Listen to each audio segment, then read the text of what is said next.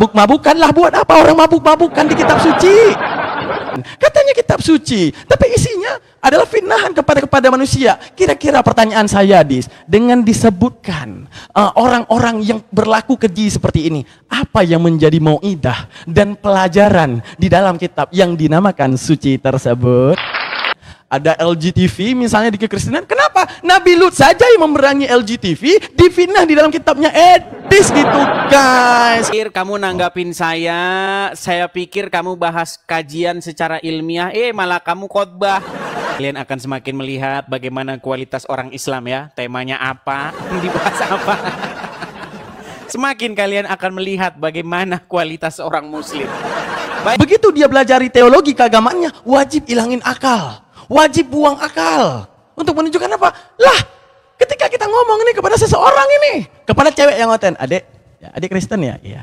Adik tahu nggak, selama abang pacaran sama adik, nggak ada yang serupa sama seperti adik. Ya memang nggak ada, bang. Nah, itu kalau sama oten, guys. Lah iya, dia makannya tai kucing. Nah, itu perbedaannya, guys. Jadi jelas ya kualitas otak kita dan kemudian kualitas otak mereka. Tidak ada di antara sanak saudaramu yang bernama demikian. Daman kabur. Ini 101 bukti Quran menjiplak Bible dengan keliru ya, teman-teman ya. Nah, bagi teman-teman, kalau teman-teman pernah membaca bagaimana apa yang tertulis di dalam kitab Keluaran pasal ke-6, ya, saya bacakan. Sebelum ke pasal ke-6, kita harus ke pasal yang ke-5 dulu, bagian yang terakhir. Ya, saya bacakan sedikit. Nih, ya. Lalu Musa kembali menghadap Tuhan. Katanya, Tuhan, mengapakah kau perlakukan umat ini? Sebentar, bukan. Pasal yang ke-5 ya, Keluaran pasal yang ke-5 ya. Nih. Mengapakah kau perlakukan bangsa ini begitu bengis? Mengapa pula aku yang kau utus? Sebab sejak aku pergi menghadap Firaun untuk bicara atas namamu, dengan jahat diperlakukannya umat ini. Dan engkau tidak melepaskan umatmu sama sekali. Lalu pasal yang ke-6. Tetapi firman Tuhan kepada Musa, sekarang engkau akan melihat apa yang akan kulakukan kepada Firaun. Sebab dipaksa oleh tangan yang kuat, ia akan membiarkan mereka pergi. Ya, dipaksa oleh tangan yang kuat, ia akan mengusir mereka dari negerinya. Jadi, ayat ini berbicara bagaimana Tuhan mengutus Musa untuk menghadap kepada Firaun. Nah, salah satunya Tuhan itu memberikan tanda mujizat kepada Firaun. Apa tandanya? Nih, saya bacakan di Keluaran pasal yang ke-4. Lalu sahut Musa, bagaimana jika mereka tidak percaya kepadaku dan tidak mendengarkan perkataanku? Melainkan berkata, Tuhan tidak menampakkan diri kepadamu. Perhatikan, ini nanti yang dijiplak oleh Al-Quran. Tuhan berfirman kepadanya, apakah yang di tanganmu itu? Jawab Musa, tongkat. Firman Tuhan, lemparkanlah itu ke tanah.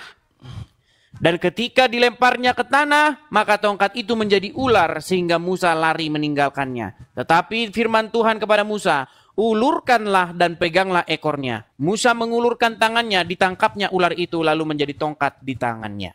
Nah, bagian ini dikutip dan dijiplak oleh Al-Quran. Nah, di mana dikutip dan dijiplaknya? Ada di dalam surat Toha ayat yang ke-19. Ya, kita mulai dulu dari ayat yang ke-18. Ya, dari ayat 17 kita mulai. Di sini lalu Allah berfirman, apakah itu yang ada di tangan kananmu, wahai Musa? Perhatikan, pertanyaannya apakah itu, bukan untuk apa itu. Lalu Musa menjawab di ayat 18-nya. Berkata Musa, ini adalah tongkatku, aku bertelekan padanya, aku pukul daun-daun dengannya untuk kambingku dan bagiku ada keperluan lain. Ini di dalam versi Al-Quran, Musa menjelaskan guna tongkatnya itu apa. Seolah-olah Allah nggak tahu di sini. Nah, lalu dijawab oleh Allah. Allah berfirman, berfirman Allah berkata, Alqiha ya Musa, lemparkanlah dia. Nah, ayat ini nanti akan berkontradiksi atau diedit oleh Al-Quran di ayat Quran yang lain. Di dalam surat Toha, ya nanti saya akan tunjukkan karena waktunya sudah nggak sempat.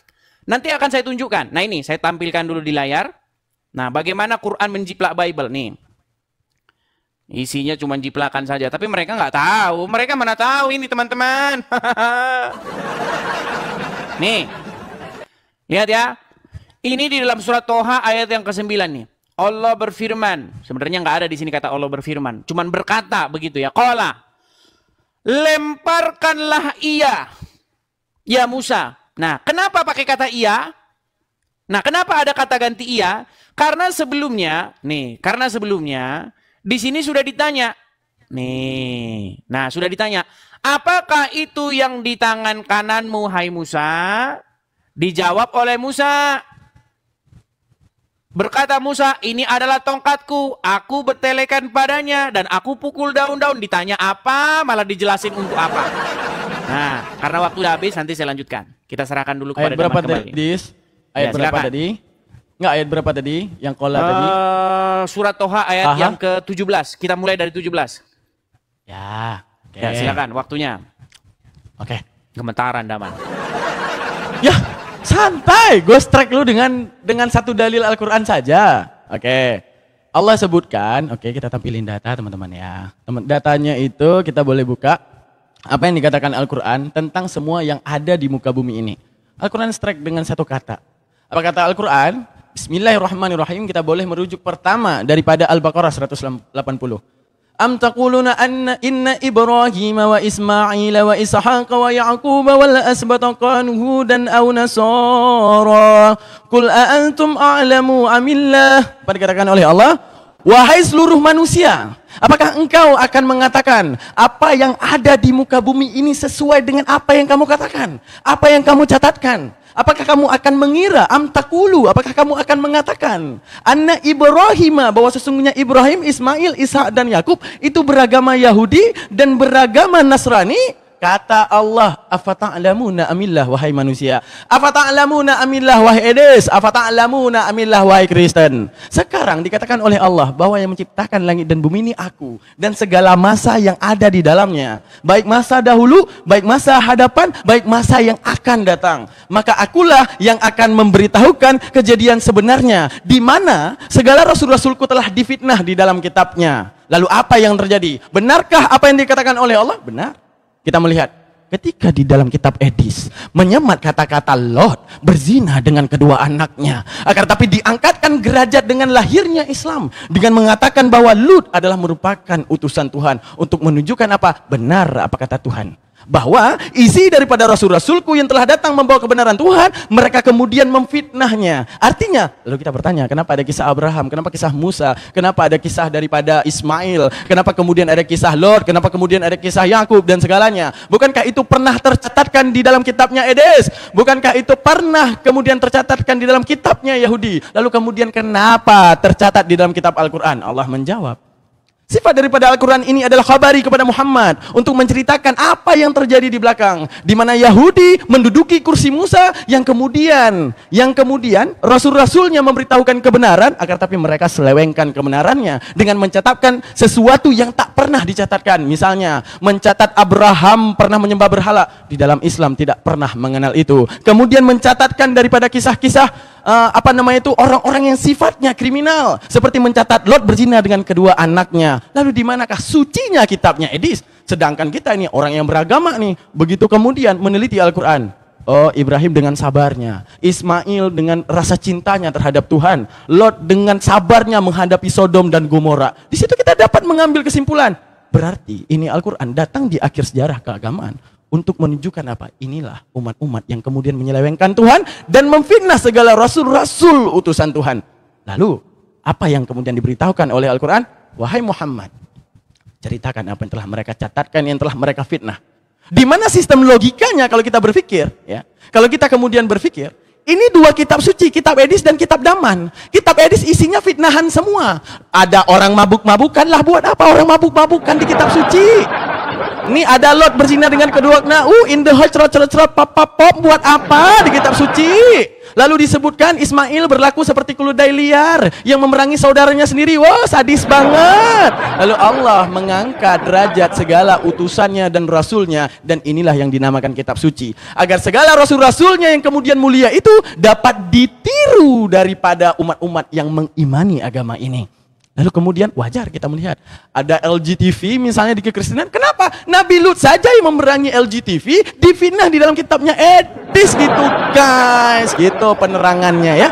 Hingga kemudian kalau kita ingin membandingkan mana sesuci apa? Katanya kitab suci, tapi isinya orang mabuk-mabukan. Katanya kitab suci, tapi isinya adalah fitnahan kepada manusia. Kira-kira pertanyaan saya dengan disebutkan orang-orang yang berlaku keji seperti ini, apa yang menjadi mau'idah dan pelajaran di dalam kitab yang dinamakan suci tersebut? Edis, lanjut Edis kok.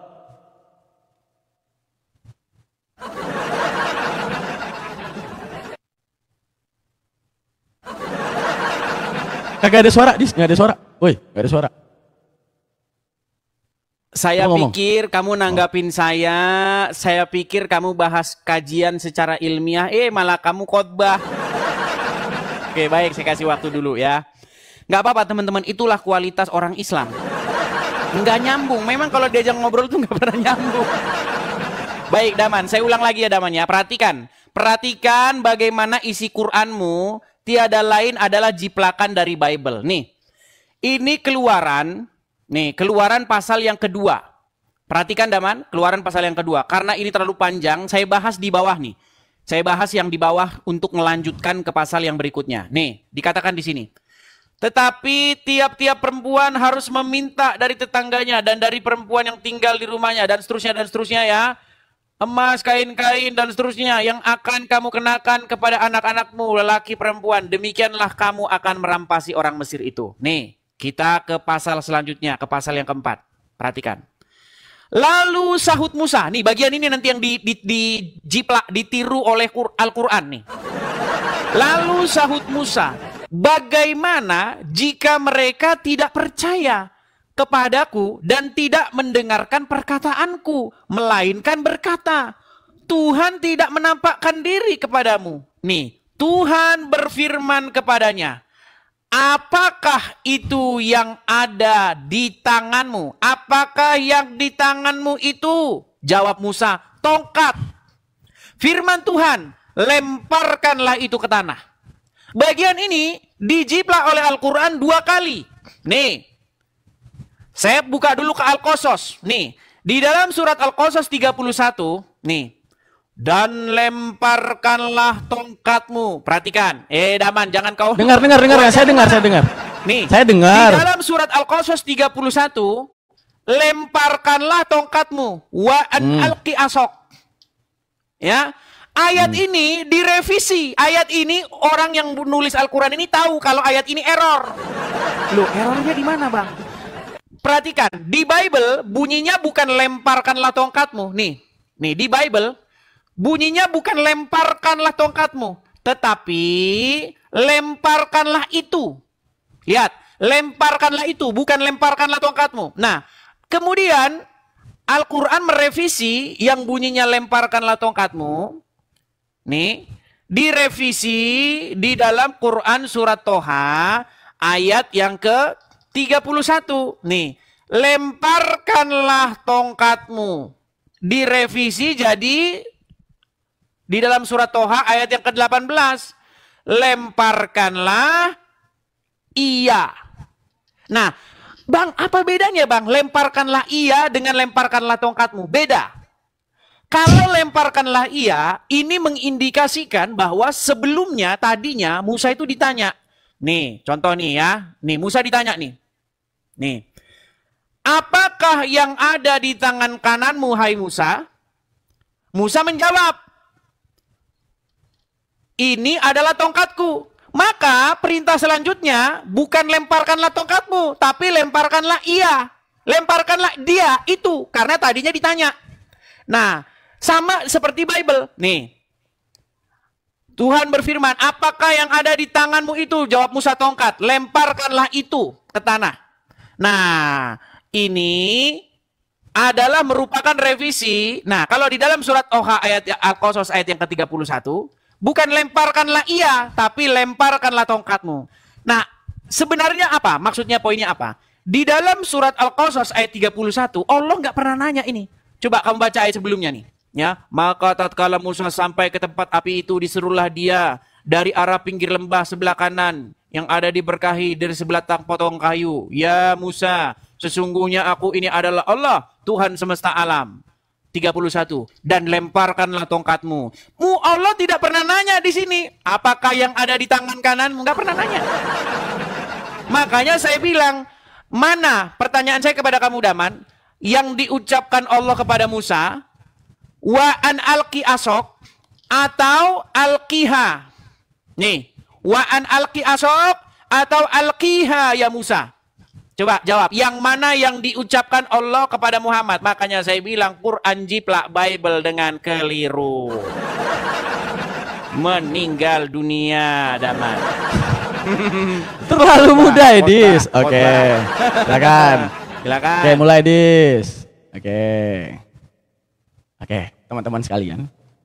Berarti dia memang rugi disekolahin dulu sama emaknya ya. Dia nggak tahu arti kata ganti guys. Contoh ya, bagi Edis nih yang dia tanya. Allah udah pernah menyebutkan tentang tongkat. Apa di tangan kananmu tongkat? Lemparkanlah iya. Kan nggak mungkin tak kucing yang dilempar. Sama seperti Edis lagi bawa nasi nih. Ini Edis, beda dengan Nabi Musa. Nabi Musa langsung paham dengan kata ganti. Di situ ada alqaha, ha itu dinamakan dengan damir muannas ghaibah. Damir muannas ghaibah dinamakan dengan kata ganti. Kalau di dalam bahasa kita Indonesia, dinamakan dengan apa Edis dalam bahasa Inggris saya lupa. Dalam bahasa Inggris apa namanya? His, her, itu dan semuanya his, her, him. Itu adalah kata ganti. Kalau Nabi Musa, itu pintar otaknya. Apa pintar otaknya Nabi Musa? Apa di tangan kananmu? Tongkat. Lemparkanlah iya, tongkatnya yang dilempar. Kalau Edis lagi bawa makanan nih. Apa itu Dis? Di tangan kananmu nasi padang. Makanlah iya. Edis makan tai kucing. Itu bedanya Islam dan Kristen. Jadi sistem pikirnya beda guys. Benar. Makasih. Oke. Sekarang, kita jawabkan sebelum. Oh, apa tadi dibilang? Keliru mengutip bla bla bla bla bla. Yang keliru itu gini Dis. Cara ngasih nampak yang keliru nggak kayak gitu. Ini gini Dis. Ini kan firman Tuhan ya Dis ya. Nah ini firman Tuhan. 2 Samuel 32. Di Hebron lahirlah anak Daud, anak laki-lakinya. Anak sulungnya ialah Amnon dari Ahinoam, perempuan Israel. Berarti masalah anak Daud ya. Anak Daud yang kedua, namanya itu Kileab Dis. Nama bapaknya siapa? Abigail. Posisi anaknya yang keberapa? Yang kedua. Oke. Dalam Tawarikh inilah anak-anak Daud yang lahir di Hebron. Anak sulung ialah Amnon dari Ahinoam, perempuan Israel. Anak kedua ialah Daniel. Meledak kepala kita Dis. Siapa nama bapaknya? Abigail. Nah ini kedua namanya Kileab. Nama bapaknya Abigail. Ini anak kedua namanya Daniel. Nama bapaknya Abigail. Anak kedua juga gitu. Itu kalau mau menunjukin sesuatu yang kagak jelas Edisku. Ini dijawab nanti kenapa bisa berbeda ini Daniel sama Abigail nih. Itu dijawab nanti ya. Oke, sekarang kita gambarkan kepada ilustrasi kepada Edis. Berapa menit lagi? Udah mulai? Ini berapa menit? Disko nggak nampak aku? Oke, kita lanjut dulu. Oke, bahwa Al-Quran yang harus kita ketahui teman-teman ya. Bahwa Al-Quran itu sifatnya itu ada khabari, insya'i, sana'i, du'ai, muhakkam dan segalanya. Apa itu khabari? Adalah menceritakan kisah-kisah terdahulu yang pernah diselewengkan. Makanya dikatakan dalam Taurat dan Injil itu banyak cerita yang telah diselewengkan. Lalu kemudian diajarkan kembali di era Rasulullah untuk menceritakan bagaimana kemudian fitnahan-fitnahan yang terjadi, yang dicatatkan oleh tangan-tangan jahil manusia, tidak lain hanya mengikuti hawa nafsu mereka untuk menuhankan dan mengkhianati Tuhan. Lalu Tuhan sekarang gini, Dis. Kamu bilang Islam menjiplak Kristen. Lalu Kristen jiplak siapa? Yahudi. Masalahnya Yahudi kagak ngakuin elu. Kagak pernah Musa tuh ngajarin nyembah anak manusia, kagak ada deh. Mau sampai mati kagak ada. Ya, Yahudi ini kagak percaya nih. Kalau enggak, Musa lah adalah orang pertama. Apa orang pertama apa? Musa lah adalah orang yang pertama mengatakan, "Wahai murid-muridku, nanti Tuhan akan lahir dalam rahim manusia.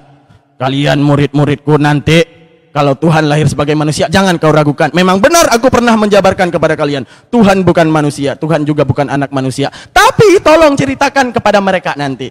Ya, aku kasih tahu kepada kalian. Nanti Tuhan bentuknya manusia dan juga anak manusia, kalian imani ya.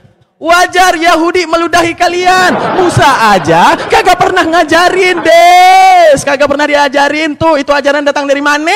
Datang dari mana dah? Sakit kepala gua mikir itu ajaran. Tuh satu. Sudah nggak usah masuk. Salah tekan. Oke, selanjutnya saat kita meninjau ini, kemudian menceritakan kitab Yahudi. Lah Yahudi kagak pernah itu Musa ngajarin tentang anak yang lahir nanti manusia itu Tuhan. Seharusnya Musa lah adalah orang yang pertama menceritakan kitab lo, menceritakan Tuhan lo, agar nanti muridnya agar tidak tersesat dan mengimani. Lalu ajaran kalian itu datang dari mana? Itu bawa kisah Nabi Musa. Lu bawa Nabi Musa, kalau itu kitab lu. Lah itu jelas-jelas bukan kitab lu. Tadi temanya yang menjiplak. Oke, menjiplak itu mengambil kisahnya. Ini bukan menjiplak. Kagak diakui, Dis. Kagak diakui. Ini ajaran datang dari mana? Jawab, Dis. Kapan Musa mewanti-wanti muridnya agar muridnya menerima Tuhan dalam bentuk manusia? Satu ayat saja sampai kiamat kurang 7 hari juga kakak akan pernah ketemu, Dis. Jelas. Teman-teman kita udah jawab ya, kita lihat dia ngejawab apa enggak, lihat nih. Pasti framing aja, kagak ngejawab. Lanjut, Dis. Si Daman kayak putus asa begitu. Dibilangnya saya nggak tahu kata ganti katanya. Baik ya, kita balik dulu kamera kita. Kita sabar ajarin orang Islam ya teman-teman ya, karena ya memang mereka ini IQ-nya memang di bawah rata-rata. Baik, kita mulai dulu, ya. Mulai baik, dulu. Baik teman. Di sini Musa bertemu dengan Allah di dalam Al-Quran. Ya, di dalam Bible Musa bertemu dengan Elohim. Musa ini ditanya, apakah itu yang ada di tanganmu? Dijawab Musa, tongkat. Maka kalimat selanjutnya, perhatikan Daman, perhatikan. Kalimat selanjutnya, lemparkanlah itu. Nah, itu atau dia. Nah, kata itu atau dia ini merujuk kepada tongkat yang tadinya sudah disebutkan. Saya tahu, misal, Daman, apa itu? HP. Lemparin itu apa? Itu pasti ke HP itu juga. Karena tadinya sedang membicarakan subjek itu. Makanya kata itu merujuk kepada apa yang barusan dibicarakan. Nih. Perhatikan sekali lagi biar kamu nggak salah paham. Perhatikan, nih ya. Di sini jelas, nih di dalam Bible nih. Nih, perhatikan Daman. Kamu perhatikan ke sini Daman ketika saya bicara. Iya, saya lihat, saya nampak. Nih, saya nampak ini, saya nampak. Tuhan, ini saya lagi bicara Daman. Tuhan berfirman kepada Musa. Ya. Apakah yang di tanganmu itu? Jawab Musa, tongkat. Maka firman Tuhan bukan lemparkanlah tongkatmu, tetapi lemparkanlah itu. Nih, ada kata itu. Nih. Kenapa kok pakai kata itu? Karena tadinya ditanya, apa yang di tangan kanan di tanganmu? Jawab Musa, tongkat. Jadi kata itu merujuk ke tongkat. Nah, sekarang di dalam Al-Quran, apakah Quran menyebutkan bahwa Allah tadinya bertanya, nih, di dalam surat Al-Qasas ayat 31, wa an alqi asaq, wa an alqi asaq.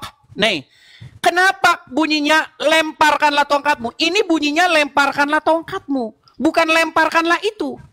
Nah, coba Daman, kenapa kok di sini bunyinya lemparkanlah tongkatmu? Karena di dalam Al-Qasas ini Allah tidak pernah nanya sama Musa. Sebelumnya dia nggak nanya. Apa yang ada di tangan kananmu, wahai Musa? Nggak ditanya. Makanya perintahnya, ya, fi'il amarnya bunyinya, wa an alqi asok. Lemparkanlah tongkatmu. Nah, ayat ini Daman direvisi oleh Al-Quran, oleh surat Toha, ayat yang ke-19. Bunyinya bukan alkiha, bunyinya bukan wa'an alki asok. Bunyinya alkiha, lemparkanlah iya atau itu. Kata itu ini adalah kata ganti yang merujuk kepada tongkat. Karena apa? Karena tadinya Allah nanya nih, apakah itu yang ada di tangan kananmu, wahai Musa? Musa menjawab, ini adalah tongkatku. Aku bertelekan padanya dan aku pukul dia dengan kambingku dan bagiku masih ada keperluan lain. Nah, ini Musa ditanya apa yang ada di tangannya, bukan untuk apa yang ada di tangannya. Ya kan? Nah, makanya kadang-kadang Musa di Quran ini agak-agak lain. Yang ditanya apa itu, bukan untuk apa itu. Nah, terus dijawab, diperintahkan oleh Allah, lemparkanlah ia. Kenapa di sini bunyinya bukan seperti yang di sini? Kenapa bunyinya bukan seperti yang di sini? Wa an alqi asok. Yang mana yang benar? Yang mana yang diucapkan Allah kepada Musa? Lemparkanlah tongkatmu, versi Al-Qasas ayat 31, atau lemparkanlah dia. Coba. Tolong kamu jawab ini dengan jelas. Yang mana yang benar? Alqiha ya Musa atau wa an alqi asok? Yang mana? Ini menunjukkan bahwa Quran jiplak dengan keliru. Nah, mengenai ayat yang kamu bicarakan, mengenai keturunannya Daud ini anaknya ini, tunjuk ayat di Quran yang benar yang mana? Meninggal kamu. Tunjukkan ayatnya dalam Quran yang benar ini, kemudian berubah jadi ini, silakan. Temanya menjiplak, malah kau lari kemana-mana. Ya, nangis dia meninggal. Meninggal. Oke, coba mulai.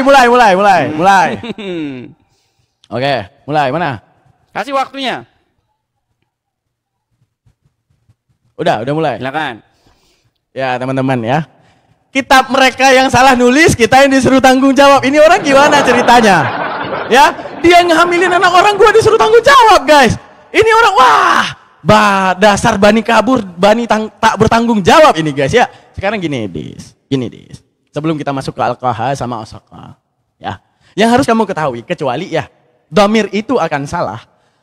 Nabi Musa bawa di tangan kanannya itu tongkat, tangan kirinya nasi padang. Begitu dikatakan dengan kata dhamir ataupun kata ganti, Nabi Musa tanya balik itu, yang mana nih, nasi padang apa tongkat? Masalahnya cuma bawa satu benda. Ketika Allah mengatakan dengan kata ganti, lemparkanlah ia, diganti, pakai kata ganti doang. Apa yang jadi masalah? Dis, lu maksudnya kagak diajarin, maksudnya SMP lu harus dipertanyakan, Dis. Lu belajar bahasa Inggris, diajarin bagaimana him, her, dan semuanya. Lu belajar bahasa Indonesia, diajarin dia, itu, dan segalanya. Sekarang Dis, sekarang gua bahas ini kitab lu ya. Oke, kita bahas kitab gua dulu dah. Gua yang paling penting adalah ini, orang Islam aja tahu dulu. Soal lu kagak tahu juga kagak peduli gua. Oke, ini Dis. Mana dia? Ini yang bikin lama, inilah bikin ini. Oke, ini masalah Al-Qiha ya, Dis. Al-Qiha ini kata damir ya, yang isi daripada damir itu adalah hiya. Damir itu ada huwa, huma, hum, hiya, huma, huna, anta, antuma, antum, anti, antuma, antunna. Ada huwa sebagai damir laki-laki. Ada hiya kepada kepada damir yang dikatakan perempuan. Ada juga yang dinamakan damir muannas itu ada dua. Ada yang namanya muannas hakiki, ada yang namanya muannas majazi. Dan gua tahu Kristen nggak sampai otaknya ke situ, nggak apa-apa ya teman-teman ya. Yang paling penting kita di Islam itu nggak ada yang namanya standarisasi Roh Kudus doang. Karena ibaratnya standarisasi dalam Islam. Ketika lahirlah Denomones. Kenapa? Ya karena gua comot ayat ini lahir Wones. Kenapa? Gua punya Roh Kudus. Nah, bilang buat Tritunggal nggak punya Roh Kudus. Sekarang Tritunggal comot ayat ini, lahirlah Tritunggal. Wones nggak punya Roh Kudus. Standarisasi kalian Roh Kudus, bukan otak. Standarisasi kami otak. Kami tahu. Begitu dikatakan kata-kata musib, contoh ini, Dis. Ya, ada orang nih ngomong. Ya, ada orang ngomong nih. Satu orang ngomong kepada Edis yang lagi pegang nasi padang, ya. Ada orang ngomong, makanlah nasi padang itu. Ada orang satu lagi ngomong, makanlah iya. Kira-kira kontradiksi nggak dua kata-kata tersebut? Bagi Edis kontradiksi, karena kita tahu isi otak mereka itu cuma sejengkal, guys ya. Nah, itu versi mereka. Tapi karena kita adalah orang Islam, kemudian kita adalah orang yang bakal paham, makanlah iya atau makanlah nasi padang itu ya sama aja maksudnya. Sama seperti digantikan yang namanya isim dhamir tersebut kepada kata asoka. Asoka adalah fi'il madhi. Ya asa. Nah, asa, asu, asar, asu, asar, asata, asaina, asaita, asaituma, asaitum. Asaiti, asaituma, asaituna, asaitu, asaina. Ada yang namanya dhamir di ujungnya. Ada yang namanya dhamir khitabi. Makanya keluar kata-kata kamu. Lomparkanlah tokatmu. Asaka. Ka itu adalah dhamir khitab. Untuk menunjukkan kepada komunikan yang kita sedang berkomunikasi. Lemparkanlah tongkatmu. Oke Edis, itu dhamir udah dijawab ya. Oke, Edis, saya pengen tahu, kan kami udah jawab itu Al-Qahadiyah itu, bahwa di dalam peranan manusia saja, makanlah nasi itu dengan makanlah iya. Ketika kita mengetahui itu orang bawa nasi padang, kita bilang makanlah iya. Tapi kalau di agama Edis, dia bawa nasi padang, makanlah iya, Edis makannya tai kucing. Nah, itu bedanya, teman-teman. Itu bedanya, pujaan kalian Edis ini bedanya. Kalau Nabi Musa, lemparkanlah tongkatmu. Siap ya Allah. Lemparkanlah iya. Paham ya Allah. Untung kita Islam. Dah kalau versi Edis apa itu nasi padang? Makanlah iya. Dia makannya tai kucing. Itu yang bikin masalah segede-gedenya. Itulah pujaan kalian ketika akalnya itu disimpan di kulkas. Berdebat dengan Bang Daman bawa otak, Dis. Yang tadinya ini otak disimpan di kulkas, pakai dulu. Pas begitu lawan Daman. Jadi mainnya tuh di logika doang gitu. Oke, bentar lagi 21 menit. Nah, nggak usah gua tanya dah. Gua bakal bawa di sabar. Oke, lanjut, Dis. Udah selesai. Masih ada loh waktunya, berapa detik lagi? Udah kelar. Baik, kita tunggu sampai habis dulu ya. Iya. Daman ini ditanya apa, jawabnya apa. Malah asok. Daman, pelan-pelan aja lah ya ngomong sama Muslim nih ya. Daman, yang saya tanyain sama kamu itu dari tadi. Mulai. Oh, waktunya belum. Yang saya tanyain sama kamu dari tadi itu, yang diucapkan Allah kepada Musa itu apa? Lemparkanlah iya atau lemparkanlah tongkatmu? Mana yang terucap dari mulutnya Allah atau yang didengar oleh Musa? Malah yang dibahas sama aja. Saya tahu kata dia itu merujuk ke tongkat, saya tahu. Justru yang saya tanyakan itu yang diucapkan. Yang mana? Lemparkanlah dia atau lemparkanlah tongkatmu? Perbedaannya ada. Apa bedanya lemparkanlah dia dengan lemparkanlah tongkatmu? Kalau lemparkanlah tongkatmu mengindikasikan bahwa sebelumnya Allah itu nggak pernah nanya dulu. Apa itu Musa? Dia nggak ada nanya dulu. Langsung lemparkanlah tongkatmu. Nggak ditanya dulu. Baru yang kedua, lemparkanlah dia. Loh, dia apa? Lemparkanlah itu apa? Itu tongkat, karena tadinya udah ditanya. Yang saya tanyakan sama kamu, terus yang bener yang mana? Lemparkanlah dia atau lemparkanlah tongkatmu? Malah nggak jawab, malah nggak nyambung. Baik, kita ke ayat berikutnya yang dijiplak oleh Al-Quran. Nih, masalah kelahiran daripada Yohanes. Nih, saya tampilkan lagi. Ada banyak yang dijiplak oleh Al-Quran, teman-teman. Nih. Perhatikan nih Daman, ini ayat berbicara mengenai kelahiran Yohanes.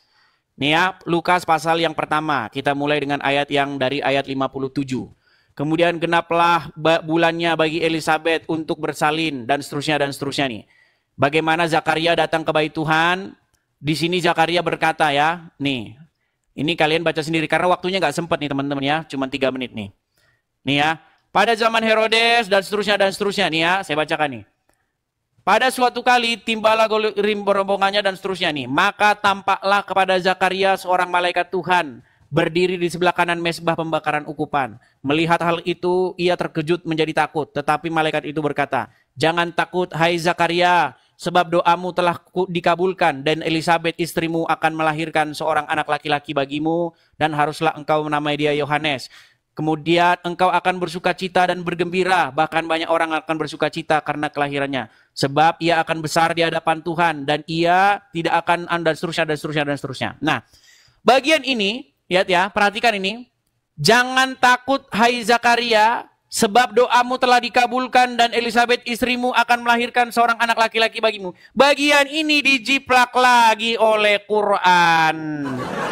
Bang, di mana Bang jiplaknya? Nih, lihat. Di dalam surat Maryam ayat yang ke-9. Nih, kita mulai dari ayat yang ke-8.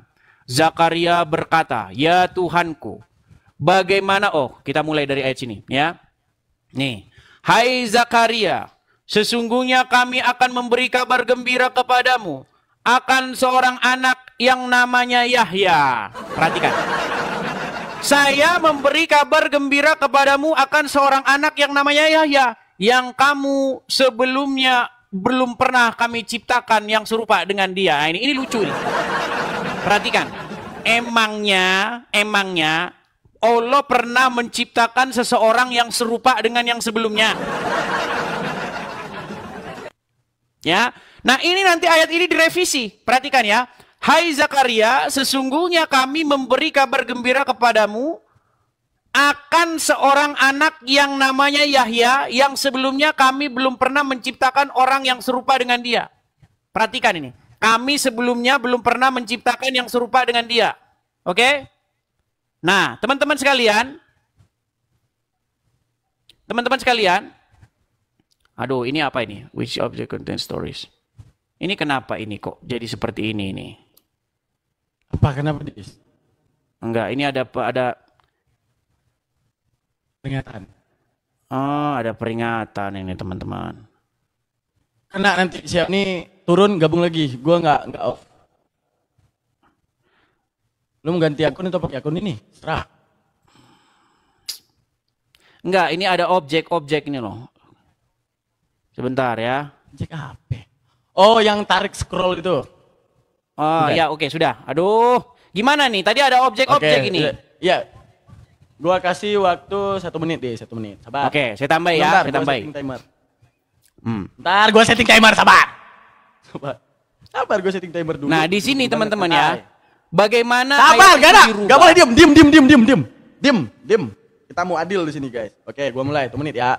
Oke, ya, coba gas. Oke baik. Nah di sini, Hai Zakaria, sesungguhnya kami memberi kabar gembira kepadamu seorang anak yang namanya Yahya, yang kami belum pernah menciptakan yang serupa dengan dia.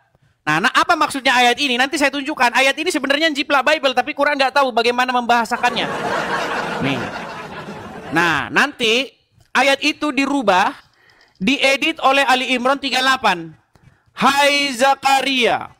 Di sanalah Zakaria berdoa kepada Tuhannya, ya Tuhanku, berilah aku di sisimu seorang anak yang baik. Sesungguhnya Engkau pendengar, maha pendengar doa. Nah ini. Perhatikan ya. Kemudian malaikat memanggil Zakaria sedang ia berdiri melakukan sholat di mihrab. Nih, sesungguhnya Allah menggembirakan kamu dengan kelahiran Yahya yang membenarkan kalimat dari Allah menjadi ikutan, menahan diri dan seorang nabi termasuk keturunan yang soleh. Nah, dirubah nih ayatnya. Jadi yang mana yang benar nih, Daman? Ya. Nah nanti untuk lebih jelasnya maksud saya jelaskan sama kamu. Sekarang waktu kepada kamu dulu, silakan. Oke. Gimana meninggal. Adilnya sama Mani? Apanya yang meninggal, Edis? Oke. Gue nggak akan terpengaruh ke situ dulu. Yang tadi lu udah nanya, gue belum nanya nih. Sekarang dia menanya Al-Qaha, kata iya dia pusing. Al-Qaha dia pusing. Ingat Al-Qaha itu apa namanya tuh? Ya udah, Al-Qaha itu damernya, Al-Qiha itu lemparkanlah tongkat tersebut, tapi ditutupkan dengan kata damer yaitu pun kata ganti. Nah, dia pusing. Sama seperti ketika orang bilang, kalau Edis lagi bawa nasi padang, makanlah nasi padang tersebut, dia makan nasi padang. Tapi kalau ada orang yang bilang, makanlah iya, dia makannya teh kucing. Ah, itu yang bedanya, teman-teman. Oke ya? Nah, itu bedanya ya pemikiran kita ini. Sekarang Edis, di dalam kitabnya Edis sekarang, nah, kalau kamu pusing dengan iya, lalu bagaimana dengan ini? Yesaya 28:10 Edis. Ini kan keimananmu nih. Jangan nanti bilang itu kan perjanjian lama, Bang. Nah, kalau penting doang lu jiplak ke Yahudi lu, padahal Yahudi sendiri ngeludahin agama lu tuh. Nah, apa dikatakan Yesaya 28:10? Sebab iya harus ini, harus itu. Mesti begini, mesti begitu. Tambah ini, tambah itu, meledak piring kita, guys. Yang begini nih, yang begitu tuh. Itu gimana, Bro Edis? Ya? Itu gimana? Apa nggak pecah piring begini begitu, Dis? Kenapa yang dikatakan iya doang, lu pusing? Yang dikatakan apa namanya tuh, dikatakan begini begitu, lu kagak pusing? Itu gimana tuh lo? Hah? Itu satu. Sekarang masalah Yahya, kita adalah orang Islam yang adil dan kita pasti bakal menjawab segala pertanyaan. Karena Islam itu datang daripada Tuhan. Sekarang gini, Dis, 3 Abrahamik. Dalam masalah Yesus saja ada 3 narasi berbeda. Untuk menunjukkan apa? Ini bukan soal jiplak-jiplakan. Mana yang paling kemudian menjelaskan tentang kebenaran. Contoh, pandangan terhina dipandang oleh Yahudi dengan memandang Yesus sebagai pengkhianat. Dan lebih parahnya, dia memandang Yesus sebagai anak zina. Oke? Anak haram. Oke? Setelah itu dipandang, yang kedua, oleh Islam sebagai Rasul yang mulia. Yang ketiga, dipandang oleh Kristen sebagai Tuhan. Perdebatan di antara kita bukan ini menjiplak. Mana yang menceritakan kisah yang sebenarnya? Allah mengatakan, Allahul ladzi khalaqas samawati wal arda wa ma bainahuma. Akulah yang menciptakan langit dan bumi ini dan apa yang ada di dalamnya. Tuhan Endo ada di dalam bumi. Tuhannya Edis ada dalam bumi. Tuhannya Buddha ada dalam bumi. Tuhannya pagan-pagan semua ada dalam bumi. Lalu apa yang disembah Edis? Yang diciptakan tuh Tuhan, tepuk tangan. Lalu daripada ayat tersebut, yang harus kita tahu, Allah ingin mengkasih tahu semua kisah yang ada di bumi ini, track record yang paling tahu itu aku. Kalian menjabarkan tentang Yohanes seakan dia menyembah manusia. Padahal tidak pernah ternubuatkan daripada ajaran Yahudi sendiri bahwa Musa mengajarkan, mewanti-wanti terhadap muridnya, wahai muridku, pencipta kita menciptakan ciptaan agar kemudian ciptaan bisa melahirkan pencipta, pecahlah piring kita lagi. Nah, di mana itu ditolakkan akal. Lalu Musa, apa yang diajarkan oleh Musa? Shema Israel Adonai Aleinu Echad. Tapi tidak pernah Musa mengajarkan Tuhan itu 3 ya, tapi 1. Tapi 3, enggak, kagak 1, kagak 3. Kagak sih 1, kagak pernah yang kayak gitu. Kagak pernah yang seperti bunyi Yesaya 28:10-10 kan. Sebab harus ini harus itu, mesti begini, mesti begitu, tambah ini tambah itu. Tolong dijelaskan apa itu maksudnya. Begini nih, begitu tuh atau gimana, itu kok kagak pusing. Masalah iya aja Anda bikin pusing. Sekarang yang harus kamu dapati daripada penjelasan Al-Qur'an, Al-Qur'an datang di terakhir. Tujuannya tahu nggak apa? Al-Qur'an ingin menceritakan kisah kembali. Apa yang kemudian pernah nggak Anda bawakan tentang ayat? Sungguh gila orang kepada yang diturunkan Al-Quran. Kenapa? Mereka mengatakan Al-Quran ini menceritakan segala sesuatu yang tak pernah tercatatkan. Sungguh Al-Quran itu isinya dongeng. Karena apa? Nabi Muhammad menceritakan segala sesuatu yang tak pernah dicatatkan. Karena isi yang pernah dicatatkan. Apa yang dicatatkan? Nabi Lot dulu, mari kita berikan ayah kita anggur, agar kita kemudian bisa tidur dengan bapak kita, tidur dengan anak kandung sendiri. Apa yang dapat kalian ambil daripada kitab suci yang versi seperti ini? Tapi Al-Quran, dalam Quran surat Al-Hud, mengangkat derajat Nabi Lut, bahwa ini Rasulku yang telah difitnah di dalam kitab mereka. Ini kitab apa bisikan tetangga nih? Hah?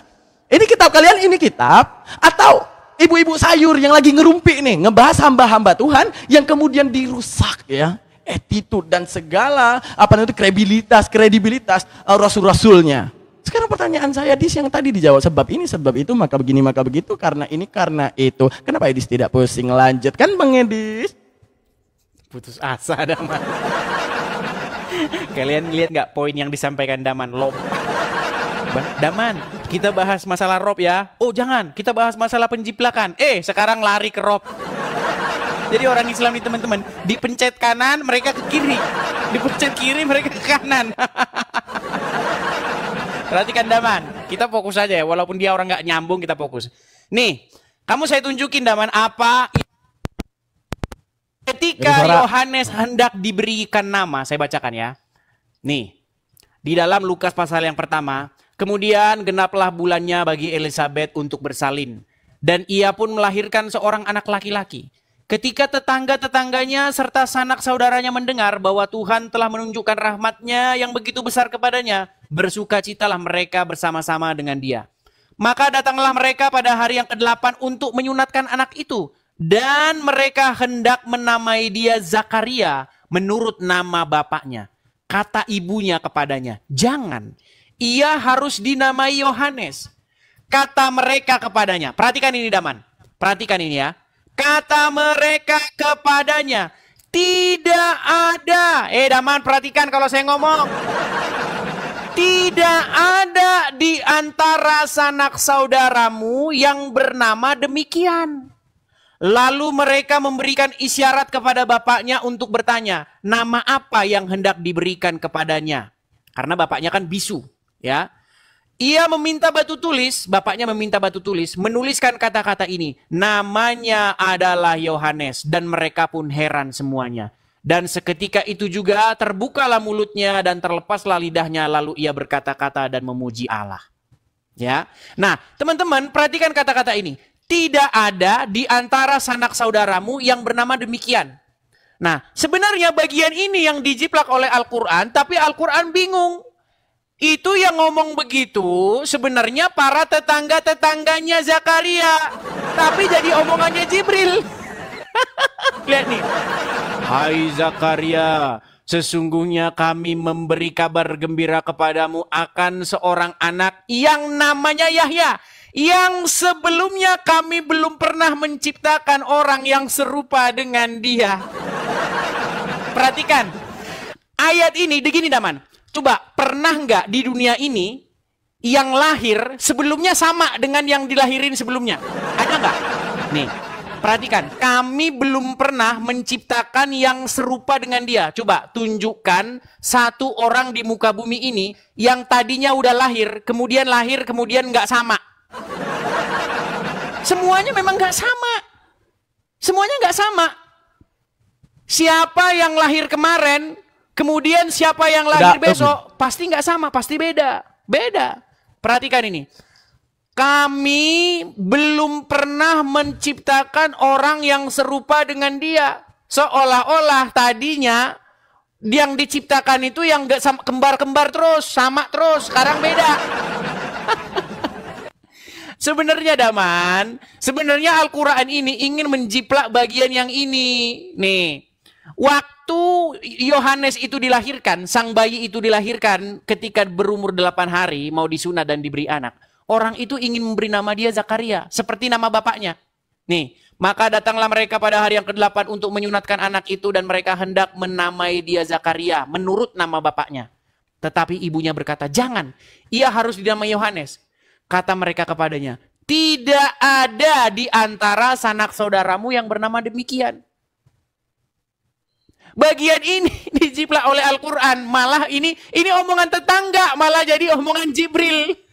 Nih, oi Zakaria, sesungguhnya kami memberi kabar gembira kepadamu seorang anak yang namanya Yahya, yang sebelumnya kami belum pernah menciptakan yang seperti itu. Coba, ya udah Daman. Sekarang kamu jelaskan ini. Kami ya memberi kabar gembira kepadamu seorang anak yang namanya Yahya, yang sebelumnya kami belum pernah menciptakan yang seperti dia. Coba ini jelasin maksudnya gimana nih? Pening gak kamu? Pening. Ini udah jiplak salah akhirnya pening sendiri. Coba jelasin ini maksudnya nih. Udah jiplak, nggak tahu yang dijiplak. Nah, silakan. Coba kamu jelaskan itu. Nyonyor gak kamu? Silakan. Menangis dapat. Ya, silakan. Fokus, mau lari kemana-mana. Alhamdulillah teman-teman ya. Untung kita. Berarti kan kalau cewek-cewek oten ya kayak Edi sih berarti teman-teman ya. Kalau dibilang ya. Adek, kayaknya nggak ada selama abang bersama adik. Kayaknya nggak ada yang sama seperti adik. Nah itu dia pusing tuh sama kata-kata tuh. Ya memang aku cuma satu orang dilahirin sama bapak aku. Itu dia nggak ngerti. Kata-kata yang sifatnya metafora, ironi, personifikasi dia nggak akan ngerti. Karena yang namanya oten, kalau dia udah sekolah, begitu dia belajar teologi keagamaannya, wajib ilangin akal.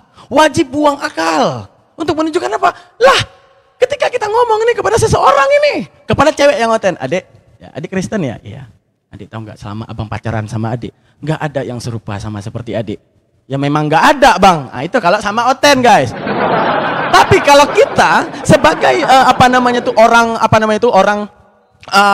orang Islam, dek, kayaknya nggak ada yang serupa dengan adik selama abang bersama dia.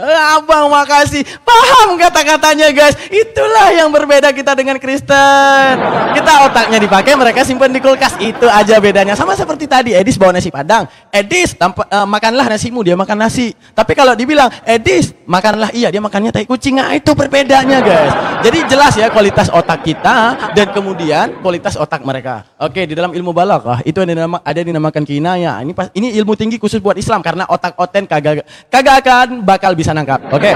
Dalam ilmu balaghah itu ilmu sastrawi. Ada yang dinamakan isti'ar, ada yang dinamakan kinayah, ada yang dinamakan tashbihat. Apa yang dinamakan dengan tashbihat? Tashbihat adalah penyerupaan tentang sesuatu tapi dia bukan sesuatu. Dalilnya mislu syai' ghairu syai'. Segala sesuatu yang diserupakan maka dia bukan sesuatu tersebut. Agar tapi mengambil satu celah daripada penyerupaan. Sama seperti saya mengatakan bahwa Edis sama seperti lembu. Apakah Edis lembu? Bukan, tapi lakunya seperti lembu yang tidak pakai akal. Oke, hingga kemudian teman-teman kita diajarkan dengan ilmu yang dinamakan kinayah. Artinya apa dinamakan dengan kinayah? Kinayah itu sifatnya sindiran. Apa itu sindiran? Adalah keseolah-olahan. Di dalam bahasa Indonesia dinamakan dengan majas ironi. Majas ironi diajarkan di kelas 2 SMP. Begitu kita peluk Kristen, semua ilmu SMP kita buang. Ya. Begitu kita SMP, begitu kita peluk Kristen, semua otak kita buang. Majas ironi, personifikasi, apapun yang diajarkan guru bahasa Indonesia buang. Begitu dikatakan ke cewek oten, adek kayaknya nggak ada yang serupa dengan adek deh. Ya memang nggak ada, aku di dunia ini cuma satu ya bang ya. Nah gitu, itu kalau oten karena nggak pakai kepala. Nah kalau seandainya itu Islam, adek istriku, iya bang. Selama abang sama adik, nggak ada yang serupa sama kayak adik. Makasih lo bang, langsung paham karena itu otaknya orang Islam teman-teman ya. Sekarang gini Dis ya, yang dinamakan menjiplak ya, yang dinamakan menjiplak. Ini Yahudi ngeludahin lu, ini Yahudi nggak percaya sama lu, ini Musa kagak pernah ngajarin muridnya Tuhan jadi manusia. Yang diajarin kepada muridnya, barang siapa yang melihat Tuhan bakal binasa. Tapi tidak pernah yang namanya Musa mewanti-wanti, wahai muridku, nanti Tuhan akan lahir sebagai manusia ya. Kagak pernah, berarti ajaran Musa tidak pernah menyetujui adanya kekristenan. Lalu kemudian yang dinamakan menjiplak. Coba buka Al-Quran, di mana imamat, di mana kitab Kejadian ya, di mana kitab Wahyu, di mana kitab segalanya itu ya. Segala kitab perjanjian lama imamat itu mana? Di dalam Al-Quran kagak ada. Tapi di kitab kalian, kalian sematkan kitab yang meludahi agama kalian sendiri. Imamat ada di kitab kalian. Imamat diajarkan kepada kaum Yahudi. Siapa kaum Yahudi teman-teman yang ngeludahin pala pendeta tuh? Itu keimanan orang yang percaya imamat, yang ngeludahin itu ya, yang ngeludahin kekristenan tuh.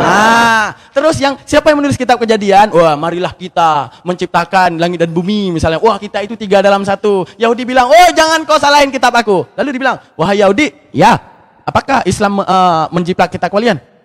Bentar, gua buka Al-Quran. Kagak ada imamat, kagak ada Kejadian, kagak ada Wahyu, kagak ada bilangan, kagak ada. Begitu buka kitab Edis, puap, imamat kena tempel, Kejadian kena tempel, bilangan kena tempel, demi menubuatkan avodah zarahnya. Versi Yahudi apa avodah zarah? Menyembah kepada sesuatu yang sesat. Mereka ngambil kitab Yahudi, imamat tertempel, tapi mereka tidak mengakui. Ini namanya maling teriak maling. Ini namanya lempar batu sembunyi tangan, Des. Lanjut. Putus asa. Jadi kalian akan semakin melihat bagaimana kualitas orang Islam ya. Temanya apa, dibahas apa. Semakin kalian akan melihat bagaimana kualitas orang Muslim. Baik. Jadi Daman ya, sekali lagi saya katakan kepada kamu Daman ya, biar kamu paham. Ini kalau yang Kristen paham, kalau yang Muslim kita harus jelasin lagi. Karena kalau jelasin nama mereka ini harus berkali-kali. Oh, waktu belum. Baik. Begini Daman ya. Jadi ketika Yohanes belum dikasih nama, dilahirkan berumur 8 hari. Waktu acara penyunatan disitulah dia diberi nama dalam adat istiadat hukum Yahudi. Nah orang-orang ini tetangga-tetangga, Daman kamu perhatikan saya, biar saya nggak ngulang-ulang lagi, ya. Tetangga-tetangganya Zakaria dan Elizabeth hendak memberi bayi itu Zakaria seperti nama bapaknya. Tapi tetangga-tetangganya heran, kok mau dikasih nama Yohanes, kok mau dikasih nama Yohanan, itu bahasa Ibraninya. Kan nggak ada yang kedua sanak saudaramu yang bernama Yohanan, kok mau dikasih nama itu? Nah, lalu akhirnya bapaknya yang bisu itu, karena dia melihat penglihatan di bait suci, dia mengambil batu tulis dan menuliskan namanya adalah Yohanes atau Yohanan dalam bahasa Ibrani. Itu adalah peristiwa yang terjadi antara Zakaria dengan para tetangganya. Nih, tadi kamu membuat perumpamaan, "Dek, tidak ada yang seperti kamu." Nih, saya tunjukin kamu terjemahan yang lainnya ya, biar kamu tahu. Perhatikan ini nama. Nih, ini surat Maryam ayat yang ke-7. Perhatikan nih. Allah berfirman, "Wahai Zakaria, kami memberi kabar gembira kepadamu dengan seorang anak laki-laki yang bernama Yahya. Yang nama itu tidak pernah kami berikan sebelumnya." Ini omongan tetangga, omongan tetangganya. Aduh, nih terputus ini, sorry. Ini omongan tetangganya Zakaria jadi omongannya Allah. Iya nih, ini kan tetangganya yang ngomong nih. Perhatikan, ya. Nih, maka datanglah mereka pada hari yang ke-8 untuk menyunatkan anak itu, dan mereka hendak menamai dia Zakaria menurut nama bapaknya. Tetapi ibunya berkata, "Jangan, ia harus dinamai Yohanes." Kata mereka kepadanya, nih, "Tidak ada di antara sanak saudaramu yang bernama demikian." Daman kabur. Daman lari. Nih, tidak ada loh, nggak ada nama kayak begitu. Nih, mana tadi? Nih, lalu mereka memberi isyarat nih, Tidak ada sanak saudaramu yang bernama demikian. Ini omongan tetangga. Jadi omongan Allah di sini. Nih, perhatikan. Nih ya. Allah berfirman, wahai Zakaria, kami memberikan kabar gembira kepadamu dengan seorang anak laki-laki yang bernama Yahya, yang kami tidak pernah memberi nama seperti itu sebelumnya. Nih, tafsir Wajiz nih. Allah mengabulkan doa Nabi Zakaria. Allah berfirman, wahai Zakaria, kami memperkenalkan doamu melalui perantaraan Jibril. Kami memberi kabar gembira kepadamu dan menganugerahi kamu seorang anak laki-laki yang namanya Yahya. Nama ini merupakan sebutan yang kami belum pernah memberikan nama seperti itu sebelumnya. Loh, gimana sih ini? Malah diomongin ke Zakaria. Ini kan gak nyambung. Ini maknanya apa? Emang sebelumnya kalau Allah berfirman namanya kembar terus gitu. Udin, semua Udin. Lalu tiba-tiba Joko. Begitu gimana? Sebelumnya kembar-kembar gitu. Aduh, dia kabur. Berat, saudara-saudara. Aduh. Inilah teman-teman ya. Lari. Dia lari dari gelanggang, teman-teman ya.